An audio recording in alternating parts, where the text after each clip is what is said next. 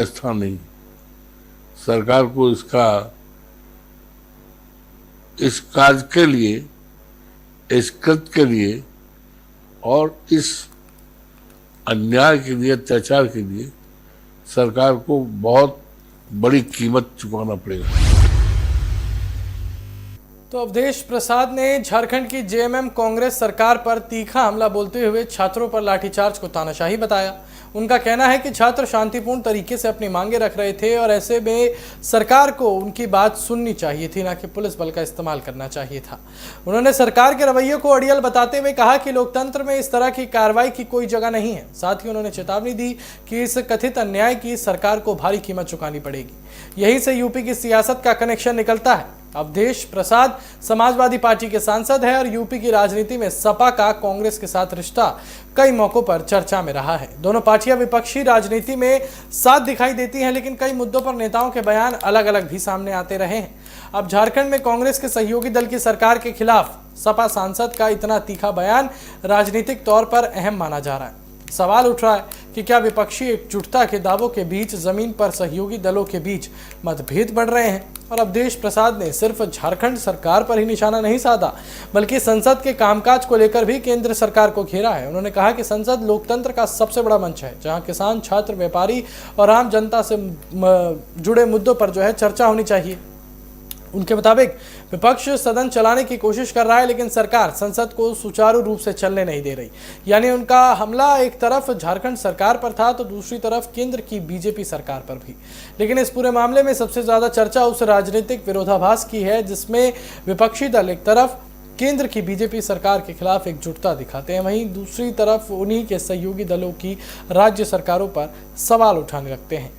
झारखंड में कांग्रेस सत्ता में जेएमएम के साथ है और वहीं सपा सांसद अवधेश प्रसाद उसी सरकार के खिलाफ छात्र के समर्थन में है। आपको बता दें कि यही वजह है कि अब सवाल सिर्फ झारखंड के छात्र आंदोलन का नहीं रह गया, बल्कि विपक्ष गठजोड़ के भीतर तालमेल का भी बन गया है। हालांकि इसे अभी सपा और कांग्रेस के बीच गठबंधन टूटने और औपचारिक टकराव के तौर पर देखा जा रहा है, लेकिन इतना भी जरूर है कि अवधेश प्रसाद के बयान ने विपक्षी खेमे के भीतर राजनीतिक बहस को और तेज कर दिया है, खासकर उत्तर प्रदेश में जहां सपा और कांग्रेस की राजनीति एक दूसरे के करीब है। तो चलिए इसी पर विशेष चर्चा के लिए हमारे साथ भाजपा से प्रवक्ता रुपेंद्र दुबे जी, समाजवादी पार्टी के प्रवक्ता रजत मिश्रा जी और राजनीतिक विश्लेषक विश्वनाथ जी हमारे साथ जुड़ चुके हैं। आप तीनों का स्वागत है TV7 भारत पर। मैं दुबे जी आपकी तरफ बढ़ता हूं। ये बताइए कि जिस तरीके से अवधेश जी ने, जो कि समाजवादी पार्टी के सांसद हैं, उन्होंने लगातार एक तरीके से ऐसा बयान दे दिया है जो झारखंड के लिए तो एक अहम बात है ही, लेकिन कांग्रेस को घेरते हुए नजर आ रहे हैं। क्या लगता है आपको? हमारे 140 करोड़ जनता को जय श्री राम, भारत माता की जय। मेरे समझ में ये नहीं आता, पहले ये लोग इंडी गठबंधन करके देश के प्रधानमंत्री को चुनौती देते हैं कि साहब हम इनको सत्ता से उखाड़ के फेंक देंगे, और दूसरी तरफ आपस में ये मच्छी मार्केट चाव चाव चाव चाव करते हैं। तो मेरे समझ में नहीं आता कि ये देश चलाएंगे कैसे। मैं बड़ी कभी कभी अजीब कसमकस में रह जाता हूँ कि या तो ये लोग सिर्फ वो जो छोटे छोटे बच्चे होते हैं उसकी तरह करते हैं, या फिर ये मेरे तो कहानी समझ में नहीं आ रही है कि एक तरफ सांसद महोदय क्या बोल रहे हैं कि झारखंड में क्या हो रहा है, इनको समझ में नहीं आ रही है, और दूसरी तरफ हमारे सपा के नेता, राष्ट्रीय अध्यक्ष जी उत्तर प्रदेश में गठबंधन की तैयारी में है कांग्रेस से। तो ये कहानी समझ में नहीं आती साहब कि अगर उत्तर प्रदेश को चलाओगे आप लोग कैसे? अगर आपस में ही आप लोगों के तालमेल नहीं रहेगा तो चलाओगे कैसे? फिर तो हम तो बैठे हुए हैं जो अभी तक अच्छा काम किए हैं और उत्तर प्रदेश में अपनी सरकार बना लेंगे, ये तो फाइनल है। तो लेकिन समझ में नहीं आता कि पहले इन लोगों को अपनी तालमेल करना चाहिए आपस में, हमें कैसे करना है, कैसे काम करना है, उसके बाद कैसे देश को आगे ले जाना है, कैसे प्रदेश को आगे ले जाना है। ये तो मेरे तो कहानी आज तक समझ में नहीं आई। ये लोग क्या बोर्ड की मीटिंग होती होगी, कभी कभी देखता हूं तो केजरीवाल जी भी साथ में आ जाएंगे, राहुल गांधी भी साथ में आ जाएंगे, उधर चली जाइए बंगाल में ममता दीदी भी आ जाएंगे, चले जाइए झारखंड में सब एक हो जाएंगे, बिहार में। लेकिन जैसे जब इनका सीट का आ जाता है या ऐसी कोई राजनीतिक पार्टी आ जाती फायदे वाली, तो ये आपस में नहीं साहब ये गलत है, ये गलत है, ये गलत है। तो कैसे चलेगा देश, कैसे चलाओगे आप लोग स्टेट को? ठीक है, ठीक है। रजत जी, मैं आपकी तरफ बढ़ूंगा। अभी बीजेपी कह रही है कि आप लोगों ने तो मच्छी मार्केट बना दिया है भैया उत्तर प्रदेश की राजनीति को, उत्तर प्रदेश के चुनाव को। अब इस तरह मच्छी मार्केट बना ही रहे हैं तो उससे अच्छा हमें ही चलाने दीजिए जिस तरीके से हम चला रहे हैं। समाजवादी पार्टी क्या बोलेगी? बहुत बहुत धन्यवाद अंकुर जी चर्चा में शामिल करने के लिए। अंकुर जी देखिए, मुद्दा ये नहीं कि हम पार्टी कैसे चलाएंगे, हम प्रदेश कैसे चलाएंगे जी। ये को शायद भाजपा की जो प्रवक्ता बैठे हैं उनको पता नहीं है कि वो समाजवादी पार्टी है जो कई बार उत्तर प्रदेश का जो है बागडोर जो उनके हाथ में रहा है, हमारे नेताओं के हाथ में, और बहुत बखूबी उत्तर प्रदेश सरकार चला चुके हैं। वो जो अभी तक उत्तर प्रदेश चला रहे हैं मठ चलाने वाले, उनसे तो लाख गुना अच्छा सरकार चला चुके हैं। जो मठ में घंटा बजाते थे आज वो जब सर कुर्सी पे बैठे हुए हैं, तो हमारे तो जो नेता है वो तो राजनीतिक परिवार में पैदा हुए और राजनीति उनके खून में है, वो बहुत अच्छे से चला लेंगे।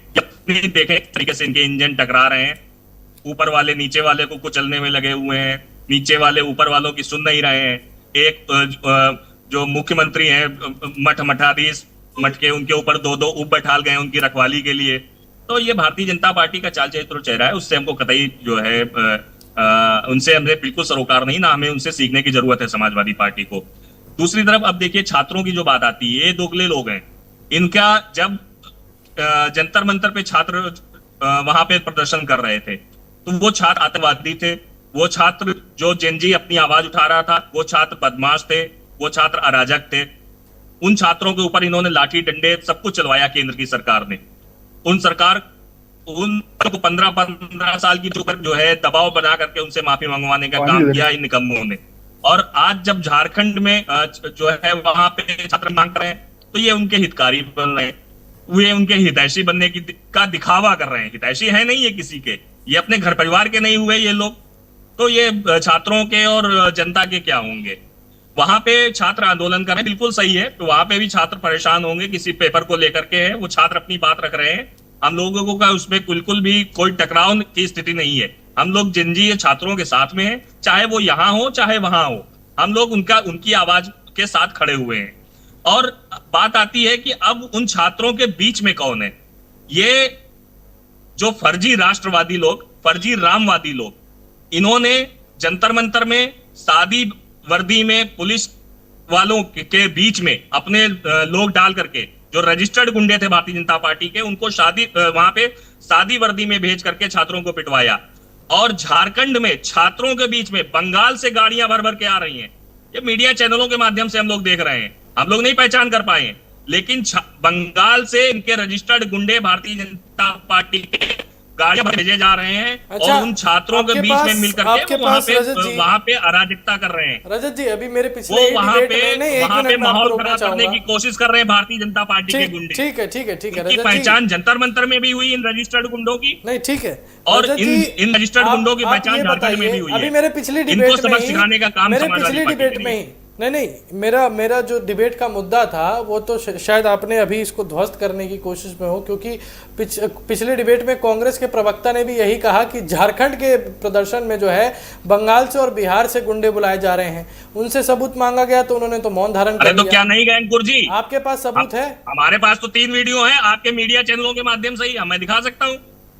चलिए ठीक है, मीडिया चैनल के ही जो है वीडियो है आपको, और वहां पे लोग पकड़े जा रहे हैं। अब मुझे ये नहीं समझ में आता है कि आप लोग आधी सच्चाई दबाते हो, आधी सच्चाई दिखाते हो जनता को। आप हमें भी भिजवाइएगा, हम भी दिखाना चाहेंगे। आप तो निष्पक्ष होकर दिखाइए। नहीं, आप हमें भिजवाइएगा, हम दिखाएंगे वो सच्चाई, जनता को हम दिखाएंगे। हम यहाँ पर छात्रों की बात करने बैठे हैं, किसी पार्टी की बात करने नहीं बैठे हैं। आप हमें वो वीडियो भेजिएगा।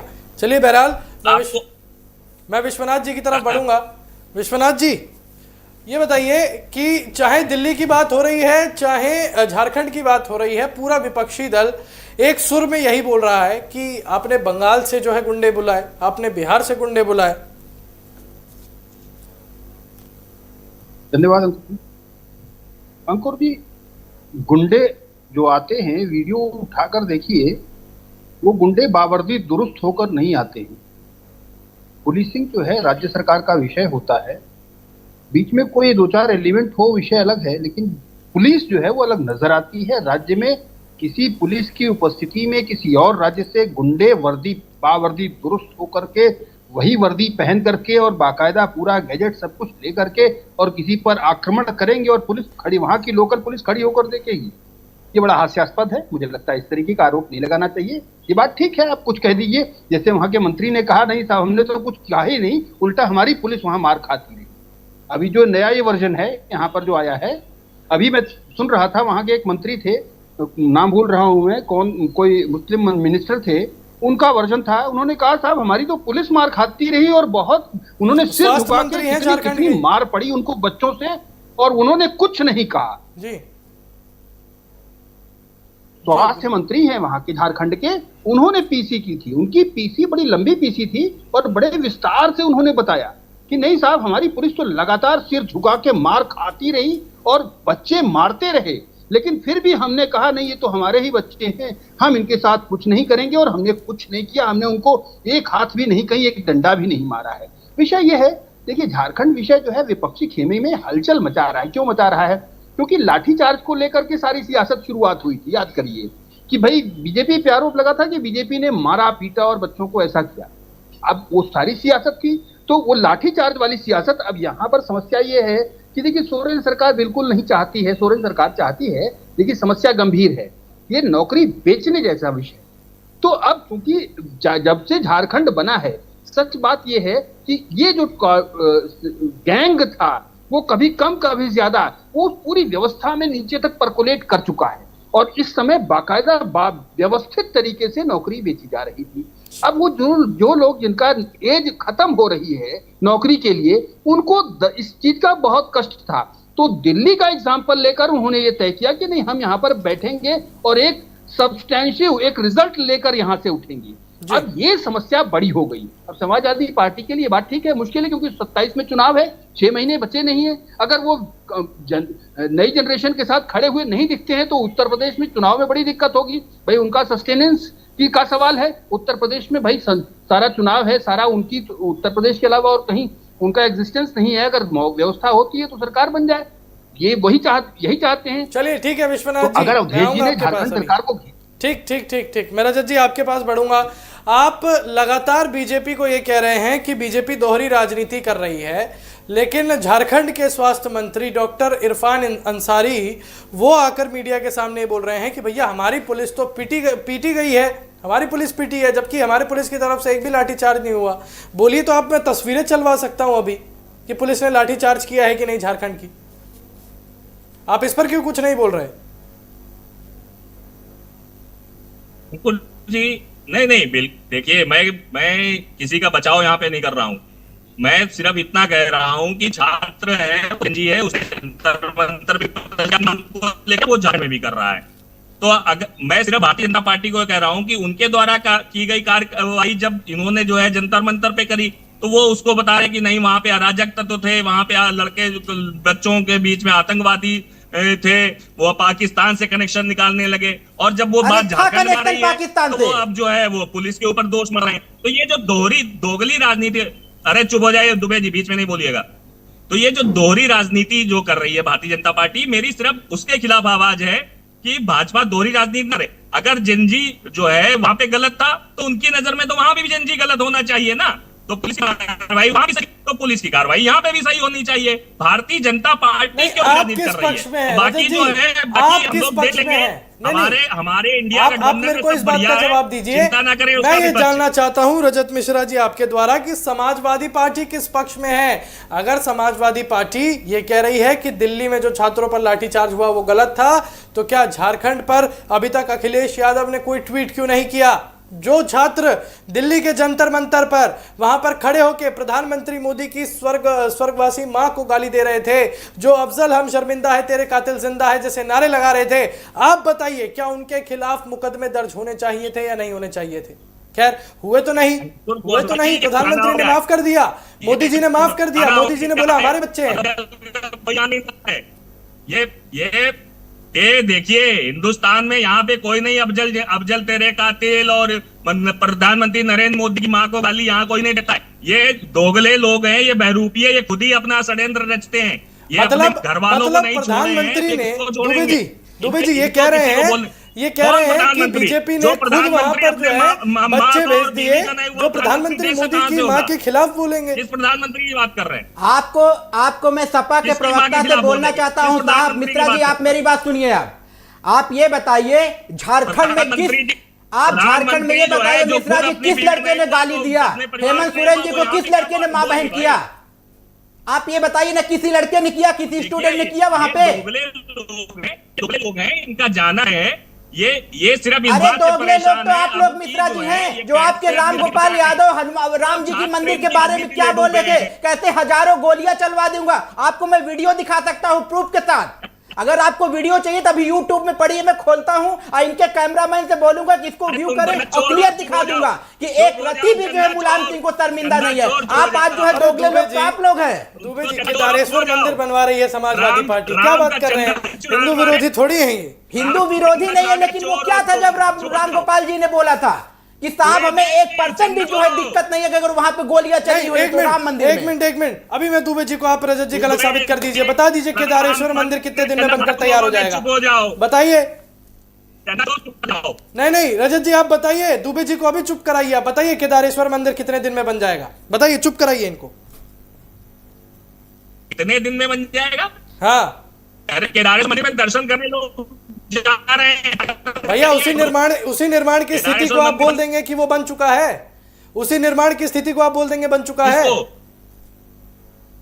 देखिए मंदिर निर्माण कभी पूरा नहीं होता है। अगर आपको पता हो शास्त्रों में तो मंदिर निर्माण चलता रहता है और वहां पे दर्शन के लिए मंदिर खुल चुका है, आप जाइए दर्शन करिए। हमें देखिए, ये हम लोग समाजवादी हैं, हम लोग धर्म का धंधा नहीं करते हैं, हम लोग जो है अरे भैया पीडीए वोट बैंक आप बताएंगे, अपना अल्पसंख्यक वोट बैंक आप बता रहे हैं, ठीक है। उसके बाद अब हिंदूवादी भी आप ही हो रहे हैं और आप कह रहे हैं धार्मिक राजनीति नहीं है। चलिए छोड़िए विश्वनाथ जी मैं आपकी तरफ बढ़ूंगा। केदारेश्वर मंदिर की मैंने बात करी तो इन्होंने बोला निर्माण तो भैया हो गया, जितना होना है आप दर्शन कीजिए, जाके आप घुसते जाइए, आप दर्शन कीजिए, भोले बाबा के आप दर्शन करिए, निर्माण जितना होना था हो गया है। हम हिंदू मुस्लिम की राजनीति नहीं करते, ये समाजवादी पार्टी बोल रही है। हम धर्म का धंधा नहीं करते। नहीं रजत जी आपके पास लौटूंगा रजत जी, मंदिर चालू हो गया समझे। रजत जी मैं आपके पास लौटूंगा, अभी विश्वनाथ जी को जवाब देने दीजिए। बोलिए विश्वनाथ जी। मंदिर के नाम पे दुकान नहीं, मंदिर के नाम पे दुकान नहीं सजाते। बोलिए विश्वनाथ जी बोलिए। विपक्ष की मजबूरी है कि वो अगर उन विषयों को नहीं उठाएगा, उन पर अपना जोर से अपना शोर नहीं मचाएगा तो उसको फिर कैसे जनता कैसे समझे कि भाई विपक्ष में है। देखिए मुझे याद आ रहा है कि यही जब राम मंदिर का शिलान्यास था तो पूरा विपक्ष काला कपड़ा पहनकर संसद भवन गया था। जरूरत नहीं थी उसकी। आप याद करिए, हमारे यहाँ बहुसंख्यक आबादी हिंदू है, भगवान राम के मंदिर का शिलान्यास हो रहा था। क्या जरूरत थी कि लोगों के सभी नुमाइंदे उस देश के सबसे बड़े मंदिर में जा रहे हैं तो काला कपड़ा पहनकर क्या दिखाना चाह रहे थे? मैं नहीं समझ पाया, अब तक नहीं समझ पाया वो किसको खुश करना चाह रहे थे। मैं नहीं समझ पाया। पहले याद करिए कि टोपी पहन करके हर साल लगातार एक तरीके की वो पार्टीज हुआ करती थी। पिछले लगभग एक दशक होने जा रहा है वो पार्टीज गायब हो गई। उनको कोई दोबारा अब उनको ऑर्गेनाइज नहीं करता है। क्यों नहीं करता है? तो ये राजनीतिक मजबूरी है। जहां से वोट आता दिखे उसकी बात करो। जहां जो कोई व्यक्ति लगे कि ये हमारे लिए 1% 2% वोट खींच सकता है उसकी बात करो और उसी के लिए कहो। मुझे तो आज वाकई बहुत आश्चर्य हुआ जब झारखंड के स्वास्थ्य मंत्री ने कहा कि हमारे पुलिस वाले पिट रहे थे। वो वीडियो इतना भरपूर वायरल हो रहा है कि पूरी पुलिस दौड़ा के पीट रही है और रात के अंधेरे में पीट रही। बिल्कुल। और उसके बाद कह रहे हमारी पुलिस सिर झुका करके बैठी थी, बच्चे मार रहे थे। अरे भाई थोड़ा तो शर्म करते। अचंभे की बात तो ये भी है, अचंभे की बात तो ये भी है कि अंकुर जी हमारी जैसी मीडिया जो वहां पर मौजूद थी, जी विश्वनाथ जी एक मिनट रुकना चाहूंगा, जो हमारी जैसी मीडिया वहां मौजूद थी। जनता वाले पे बोलिए थोड़ा, जनता मंत्र पे पूरी थी। नहीं एक बात बताइए रजत जी, अरे रजत जी, देखिए रजत जी, जंतर मंतर पे जितनी बदतमीजी की करते हैं उसमें 20% बच्चे थे, केवल स्टूडेंट्स केवल 20% थे, 80% उसमें आया था। बच्चे कभी बदतमीजी नहीं करते हैं यहाँ का। नहीं रजत जी, यहाँ का एक वीडियो दिखाइए जहाँ बच्चे गाली गलौज कर रहे हो। आपकी राजनीतिक रजत जी, आपकी राजनीतिक मजबूरी होगी, मेरी राजनीतिक मजबूरी नहीं है। इस पूरे घटनाक्रम में नहीं रजत जी, लेकिन सुन लीजिए फिर अपनी बात कहिए। एक मिनट, मैं रजत जी को याद दिलाना चाहूंगा, जंतर मंतर की एक छात्र, मैं एक मिनट याद दिलाना चाहूंगा, जंतर मंतर की एक छात्र नेहा बोरा ऑल इंडिया स्टूडेंट एसोसिएशन की अध्यक्षता करती हुई, और एक मिनट रजत जी मेरी बात सुनिए, जंतर मंतर की एक छात्रा जो जंतर मंतर पर धरना दे रही थी, वो भी वहां पर झारखंड में पहुंची, क्या हुआ? मुंह पर तो स्याही फेंक दी, क्यों? कौन थी वो? नेहा बोरा कौन थी? फिर यहाँ पे क्यों मुखौटा पहन के बैठे हो राजनीतिक विश्लेषक बन के, पाखंडी बन के? अरे रजत जी सुनिए, या तो समाजवादी पार्टी मन बना के बैठ गई है कि 27 के चुनाव तक हम बात ही नहीं करेंगे किसी से, ऐसी बात करनी है तो आप सीधा बोल दीजिए। तो बहुत खराब लगेगा, बहुत खराब लगेगा, ये गलत बात है। ये अपने विषय जो हो उनको रखो। नहीं एक मिनट जो विषय हो उनको रखो बस। अंकुर जी देखिए, ये गलत, अगर ये तरीका है तो अंकुर जी मर्यादित रहेंगे नहीं। मेरा एक सवाल का जवाब दीजिए, अंकुर जी, आप चैनल का अगर गरिमा गिराना चाहते हैं तो मैं क्षमा चाहता हूं, मैं एग्जिट करने को तैयार हूं। नहीं देखिए, यहाँ पर ऐसी चीजें नहीं होंगी। नहीं ये तरीका थोड़ी है। रजत जी मैं आपसे सवाल लेना चाहता हूं, विश्वनाथ जी मैं आऊंगा आपके पास, मैं रजत जी आपसे सवाल लेना चाहता हूं, ये बताइए, चाहे हम कोई राजनीतिक विश्लेषक बिठाएं, चाहे हम कोई वरिष्ठ पत्रकार दिखाएं या किसी भी चैनल पर बिठाएं, हमेशा यही सुनने में आता है कि समाजवादी पार्टी हो या कांग्रेस हो, वो केवल यही राग अलापती है कि भैया ये राजनीतिक विश्लेषक बीजेपी के पक्ष में बोल रहा है। भैया राजनीतिक विश्लेषक है, वो तथ्यों के साथ बोलते हैं। अरे अंकुर जी, हम लोगों की दाढ़ी बाल ऐसे नहीं सफेद हुए हैं। भाषा सुनने में और बात सुनने में समझ में आता है कि कौन निष्पक्ष होकर के बोल रहा है। अगर राजनीतिक विश्लेषक है तो इनको ये नहीं कहना चाहिए कि दिल्ली के जनता मंतर पे 20% जितनी आपकी उम्र है ना, उससे ज्यादा उन्होंने राजनीति देखी होगी विश्वनाथ जी ने। नहीं, इन्होंने किस जितनी आपकी उम्र है उस समय से वो राजनीति देख रहे होंगे, कैसी बातें कर रहे हैं? बाल सफेद की बात कहाँ से आ गई इसमें? नेट पर हैं, कहाँ पढ़े हो पंडित? छोड़ो, जाने दो, आप मत बहस करो भाई, मत बहस करो। उनको कुछ बोल दो तो आप गाली हो जाती है। जो सत्ता में बैठे उनकी गाली, प्रधानमंत्री जो है देखा, अरे भाई तब मैं क्षमा चाहता हूँ यार भाई, राजनीतिक मजबूरी है। देश का प्रधानमंत्री किसी को बार वाला बोलेगा? देश का प्रधानमंत्री किसी की माँ को 56 करोड़ की गर्लफ्रेंड बोलेगा? किसकी माँ को 56 करोड़ की गर्लफ्रेंड बोला? देश का प्रधानमंत्री किसी की माँ को बार वाला बोलेगा?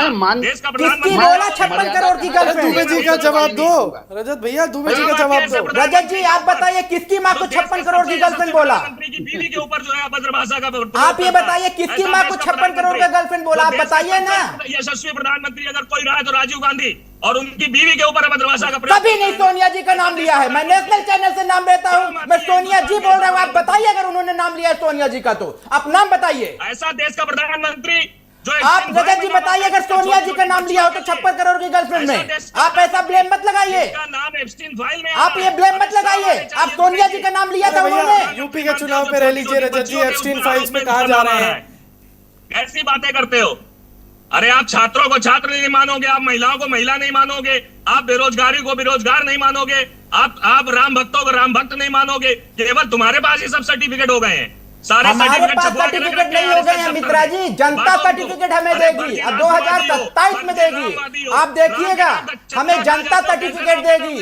भारतीय जनता पार्टी कोई जो है वो नहीं है, वो जनता की पार्टी है। जनता हमें चुनेगी, हमें सत्ता में बैठाएगी 2027 में। आप ऐसे चिल्लाते रह जाएंगे, आप देखिएगा। हमें तो ये लगता है कि क्या मुंह दिखाओगे भगवान को, जिनका नाम लेकर के राजनीति करते हो? उन्हीं का हम भगवान का नाम लेके राजनीति नहीं करते कि भारत में रह के अगर हनुमान जी का नाम नहीं लेंगे, भगवान राम का नाम नहीं लेंगे, भोलेनाथ का नाम नहीं लेंगे, तो हम पाकिस्तान में जाके नाम नहीं लेंगे। इसी हिंदुस्तान में लेंगे, इसी भारत की धरती में लेंगे, और जितने भी सनातनी है सारे लेंगे मित्रा जी। अपने रथ के आगे नचाएंगे। किसको नचाया रथ के आगे? मना करके उड़ाएगा हनुमान जी को। किसको रथ के आगे नचाया? गलत गलत प्रेमी है जो आप जो किसकी बात कर रहे हैं? जो राष्ट्रीय अध्यक्ष की बात कर रहे हो नचाया नहीं गया था, उनकी खुद की मानसिकता थी। अगर कोई जाके वहां पे ऐसा कर दिया तो उसमें जो है राष्ट्रीय अध्यक्ष जी ने नहीं बोला था रजिस्टर्ड चोर हो। फिर अब आप ही सर्टिफिकेट दे देंगे तो खुद ही 2027 में देख लीजिएगा कि हम रजिस्टर्ड चोर हैं। कौन रजिस्टर्ड चोर है 2027 में, याद रखिएगा। देख लीजिए मित्रा जी 2027 में मिलेंगे, आप भी जनता के पास जाएंगे, हम भी जनता के पास जाएंगे और अपने काम करके आप दिखाइएगा साहब कि रजिस्टर्ड चोर हम हैं या आप हैं। हम जनता के पास जाएंगे, हाथ जोड़ के मांगेंगे और सुनिए और कहानी बताएंगे। यही सपाई गुंडियों के अतीक अहमद की, मुख्तार अंसारी की कहानी बताएंगे और उसी के बिहार पे जनता हमें वोट दे। और मुस्लिम समाज भी हमारे साथ है मित्रा जी, आप ये भूल जाइए। अरे किसका नाम नहीं ले, किसका नाम लिया जाएगा भाई? इतिहास में मुलायम सिंह का नाम लिया जाएगा, अखिलेश यादव जी का नाम लिया जाएगा, आज नहीं 20 साल बाद भी नाम लिया जाएगा। जो बोया है वो तो काटना पड़ेगा मित्रा जी, आप उसको छोड़ नहीं सकते। आज अगर मैं कुछ बो के जा रहा हूं तो साहब मैं ही काटूंगा मित्रा जी, दूसरा कोई नहीं काटेगा। हंसने से बात नहीं बनेगी मित्रा जी। 2027 में मिलेंगे और हाथ जोड़ेंगे आपसे भी कि आप भी हमारे पास आइएगा और वोट हमें ही दीजिएगा, जिससे उत्तर प्रदेश को हम उत्तम प्रदेश बना दे। चोर ही चोर मित्रा जी, चोरी भारतीय, आप बताइए योगी आदित्यनाथ के टाइम पे कितनी चोरी हुई है? बताइए कितने बेटवा बिटिया को करोड़पति बना दिया है? बताइए भाई भतीजावाद को कितना करोड़पति बता दिया है मित्रा जी? आप बताइए तो। आप चोरी चोर कह तो रहे हैं, आज भी उनकी बहन जो है चाय बेचती है बेचारी, आज भी उनकी भतीजी जो है लाइन में लगी हुई है सरकारी नौकरी के मित्रा जी। आप बताइए तो साहब, मुझे बड़ी खुशी होगी। एक ब्लेम तो निकाल दीजिए आप योगी आदित्यनाथ जी के ऊपर। कौन सा योगी? कौन सा योगी? अरे योगी ही देश को चला सकता है, और नहीं कोई पढ़ा लिखा आता ना ऑस्ट्रेलिया और अमेरिका से पढ़ाई करके देश को लूटने का काम करता साहब, फॉर्च्यूनर और ऑडी से चलता। अब बेटवा बिटिया को जो है कर देता पुश्तरी, 7 साल तक जो है 7 पुश्त तक संगठित कर देता। इसीलिए योगी को जो है लोग पसंद करते हैं कि जो परिवारवाद की राजनीति नहीं करते मित्रा जी। पाखंडियों की सरकार, वो आप कहने के लिए कुछ कहिए। 2027 में देखेंगे साहब कि पाखंडी हम है या कौन है। 2027 में मिलेंगे। ठीक है दुबे जी, क्या कहा मिश्रा जी? चोर अगर अदालत से छूट जाए तो चोर ही रहता है। ठीक है मिश्रा जी, अब एक दफा आप एक दफा मिश्रा जी बस ठीक है, रुक जाइए मिश्रा जी। एक दफा आप बीजेपी और समाजवादी पार्टी को एक तरफ रखते हैं, यहाँ पर अभी बात करते हैं समाजवादी पार्टी और कांग्रेस की। 2027 के चुनाव है भैया, गठबंधन की बातें चल रही हैं आप लोगों की पार्टी की, लेकिन सुनने में ये भी आ रहा है कि नहीं गठबंधन है, चलिए अच्छी बात है, आप लोगों का गठबंधन है, बीजेपी के खिलाफ आप लोग गठबंधन करके आ रहे हैं, ठीक है, ये बताइए। लेकिन सुनने में ऐसा भी आ रहा है कि कांग्रेस ज्यादा सीटों की मांग कर रही है उत्तर प्रदेश में।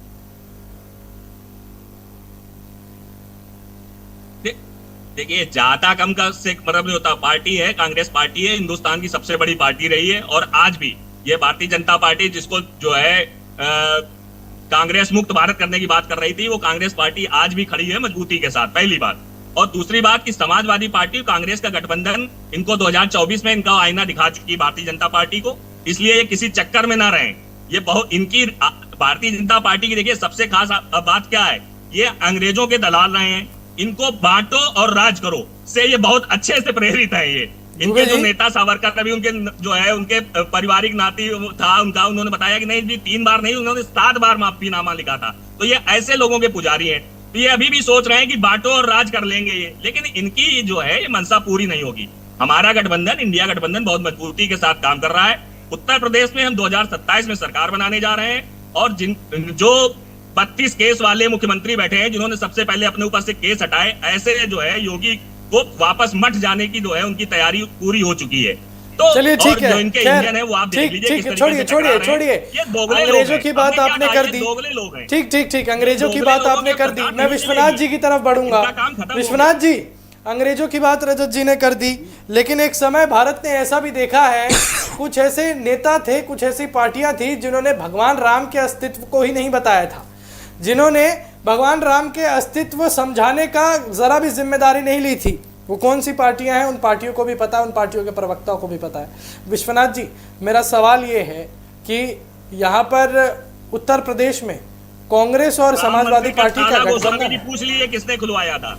देखिए मिर्ची लग गई रजत जी को, किसने खुलवाया था? रजत जी मिर्ची लग गई। मिर्ची लग गई आपको?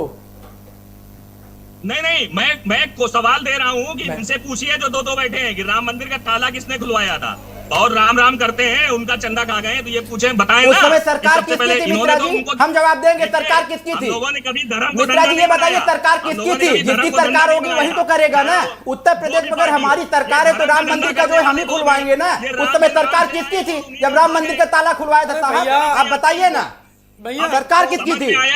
कांग्रेस हमारी सरकार थी, सेंट्रल में हम बैठे थे। एक मिनट दुबे जी, एक मिनट नहीं मिश्रा जी, पहली बात आपका और कांग्रेस का गठबंधन है ना सर, आपका और कांग्रेस का गठबंधन है ना। पहले आप लोग ये डिसाइड कीजिए, मालिक मेरी बात तो सुनो आप। पहले आप लोग ये डिसाइड कीजिए कि ताला खुलवाया किसने था।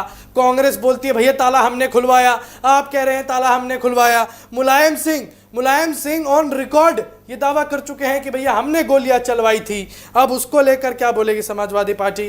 करता धरता कौन है इस चीज का, ये बताइए।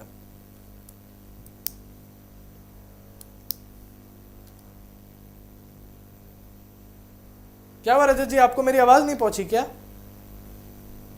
आप बताइए गोस्वामी जी क्या कह रहे हैं? नहीं, मैं ये कह रहा हूं पहले आपकी कांग्रेस के साथ गठबंधन अच्छे है ना, आप लोग पहले आपस में विचार विमर्श कीजिए। आप लोग ये तय कीजिए कि ताला खुलवाया किसने। कांग्रेस कह रही है तो इसकी कोई लड़ाई नहीं है, सबको पता है ताला किसने खुलवाया। किसने खुलवाया? हमने क्या दावा किया गया कि हमने किसने खुलवाया? अरे ये तो सबको पता है ना। आप बताइए। मैंने, ये मेरा सवाल था। नहीं, आप बताइए ना। अरे आप बताइए कि ताला किसने खुलवाया, आप बताइए। अरे फिर वही बात है, मैं पूछ रहा हूँ ये दुबे जी और राजनीतिक विश्लेषक बताएं कि पूछिए। अरे मुझे हम बताएंगे। एक मिनट दुबे जी, मिश्रा जी मेरा सवाल आपसे है, जवाब आप ही को देना होगा। मिश्रा जी एक सवाल, ये बताने में क्या जा रहा है? जब आप लोगों का संगठन है, गठबंधन है, आपको बताने में क्या जा रहा है? बताइए भैया किसने ताला खुलवाया था? गोस्वामी जी ये मेरा सवाल है, आप इन लोगों से पूछ नहीं सकते हैं क्या? भैया सवाल करना तो मेरा काम है सर। ताला किसने खुलवाया? चलिए ठीक है, नहीं आपके सवाल मैं इनसे पूछ लूंगा। आपका सवाल मैं दुबे जी से भी पूछूंगा, विश्वनाथ जी से भी पूछूंगा। मेरे दूसरे सवाल का जवाब दीजिए। ताला किसने खुलवाया था? मेरे दूसरे सवाल का जवाब दीजिएगा। गोली किसने चलवाई थी? गोली नृपेंद्र मिश्रा ने चलवाई थी, जिनको इन्होंने राम मंदिर का अध्यक्ष बना रखा है। अभी इनके एक मंत्री कह रहे थे ना कि गोली डीएम चलवाता है, एसपी चलवाता है। गोली नृपेंद्र मिश्रा ने चलवाई थी, उनको इन्होंने राम मंदिर का अध्यक्ष बना रखा है। क्यों बना रखा है ये इनसे पूछिए। नृपेंद्र मिश्रा को इन्होंने क्यों राम मंदिर ट्रस्ट का अध्यक्ष बनाया? भाई किस बात का इनाम दिया नृपेंद्र मिश्रा को? किस बात का इनाम दिया? जब वो उस टीम में शामिल थे तो इन्होंने किस बात का इनाम दिया उनको? नहीं तब तो भैया, तब तो उत्तर प्रदेश में मैं इस बात का जवाब विश्वनाथ जी से भी लेना चाहूंगा। मैं इस बात का जवाब विश्वनाथ जी से भी लेना चाहूंगा कि अगर ऐसा हुआ था तो यूपी में मिश्रा को रहना ही नहीं चाहिए था। यूपी में जैसे इंदिरा गांधी जी पर जो है हमला हुआ था, वो जो हमला किया था वो उनके सिक्योरिटी गार्ड ने हमला किया था, वो पंजाब के जो थे वो गार्ड थे। मैं दुबे जी आपसे पूछता हूँ ये सवाल, ये सीधा कह रहे हैं कि मिश्रा जी ने किया था हमला। हमें तो जितनी जानकारी थी मुलायम सिंह जी की जानकारी थी, और उसके बाद ये कह रहे हैं मुलायम सिंह ने भरे सभा में ये बात बोली थी, भरे सभा में, कि गोली चलवाने का काम उनकी पार्टी ने किया है। भरे सभा में ये बात बोली गई थी, और वो वीडियो आज भी सोशल मीडिया पर यूं तैर रही है कि जैसे कोई भी ढूंढना चाहे मिल जाएगा। लेकिन सवाल आज भी ये है कि समाजवादी पार्टी इस बात को किस कदर घुमाने की कोशिश कर रही है। बताइए दुबे जी। देखिए उस समय बिल्कुल सही, अभी जो सपा के प्रवक्ता थे जो ताला खुलवाने का काम किया था वो कांग्रेस पार्टी ने किया था, इसमें कोई दो राय नहीं है, उसमें कोई छुपाने वाली बात नहीं है। लेकिन साहब ये समझ में आते क्या ताला खुलवाना ही सारी जो है प्रॉब्लम का सॉल्व होता है? बना देते मंदिर। क्या उस समय देश के पास पैसा नहीं था? जैसे हम लोगों ने घर घर जाके चंदा मांगा है, आरएसएस ने जाके घर घर चंदा मांगा है, ये लोग भी मांग लेते। क्या नहीं देते उस समय? क्या उस समय भारत में सनातनी नहीं थे? क्या सारे मुस्लिम समाज के ही थे? अरे जो मुस्लिम समाज के अच्छे लोग हैं ना, वो भी जो है गोस्वामी जी हमें वोट देते और जो है चंदा भी देंगे। लेकिन आप जब जाओगे तब आपकी मानसिकता रहेगी तब ना साहब। और दूसरा भी हमारे जो है ये सपा के प्रवक्ता साहब कह रहे थे कि बीजेपी जो है अंग्रेजों की दलाल थी। तो साहब मैं इनसे ये पूछना चाहता हूं कि बीजेपी की स्थापना कब हुई थी? हमारा देश कब आजाद हुआ था? तो दलाल कैसे हो गई बीजेपी? मेरे तो यही समझ में नहीं आता। पहले इनसे साहब ये पूछ लो कि बीजेपी की स्थापना को ही जनसंघ आया था, जनसंघ की स्थापना कब हुई थी? वो तो 1947 के देश के आजाद के बाद हुई थी। तो कहां से अंग्रेज आ गए? क्या अंग्रेज ये बैठा रखे थे क्या 1960 में 1970 में बैठा रखे थे? अगर वो सुन रहे होंगे तो मेरी बात को सुनिएगा कि साहब आप जवाब दे दीजिए कि अगर आप बीजेपी को कहें अंग्रेजों की दलाल थी तो वो स्थापना कब हुई थी बीजेपी की? ये देश पूछना चाहता है। आप तो जो है तो अपने 2 वर्ड बोल के निकल गए। ये भारत की 140 करोड़ जनता पूछना चाहती है साहब कि बीजेपी की स्थापना कब हुई थी? या आप ये साबित कर दीजिए 1947 से पहले जब हमारा देश आजाद हुआ था तब बीजेपी की स्थापना हुई थी। अगर उसके बाद अगर स्थापना हुई है तो दलाल कैसे हो गए? ये देश पूछेगा गोस्वामी जी। दूसरी बात, जो कांग्रेस पार्टी की मानसिकता थी, ताला खुलवाया था 1986 समथिंग के लगभग उन्होंने ताला खुलवाया था, लेकिन उनकी मानसिकता नहीं थी कि यहां पे भारत में अयोध्या में राम मंदिर बने, क्योंकि उनको एक विशेष समुदाय से दिक्कत थी कि साहब अगर हम कर दिए तो कहीं वो समाज या समुदाय नाराज तो नहीं हो जाएगा। आप ठीक है, हम ये कहते हैं कोई विशेष समुदाय भारत में है, हिंदू मुस्लिम सिख ईसाई सब मिल के रहते हैं, तो साहब जैसे भारतीय जनता पार्टी ने किया या फिर जो है यहाँ पे जो है अदालत से निर्णय आया कि ठीक है राम मंदिर जो है हिंदुओं की थी, हम हिंदुओं को सुपुर्द करते हैं, अपना बनाए, और उसके बगल में ही 5 एकड़ जमीन समथिंग जो है दिया है जो है हमारे मुसलमान भाइयों को। ठीक है, ये भी तो दिया है। ठीक है रुपेंद्र जी, खत्म करने से पहले एक बहुत जरूरी बात ये बोलना चाहूंगा कि भले ही इस देश से अंग्रेज चले गए, लेकिन उस अंग्रेज की विचारधारा, बंटवारे की विचारधारा, डिवाइड एंड रूल की विचारधारा, वो आज भी भारत देश में पनप रही है। लेकिन सबसे ज्यादा गलत बात ये तब हो जाती है कि जब वो विचारधारा आप छात्रों के ऊपर लागू करें, वो विचारधारा छात्रों के मुद्दों पर आए और छात्रों के मुद्दों की राजनीति हो जाए। ये चीज नहीं होनी चाहिए। धन्यवाद, नमस्कार।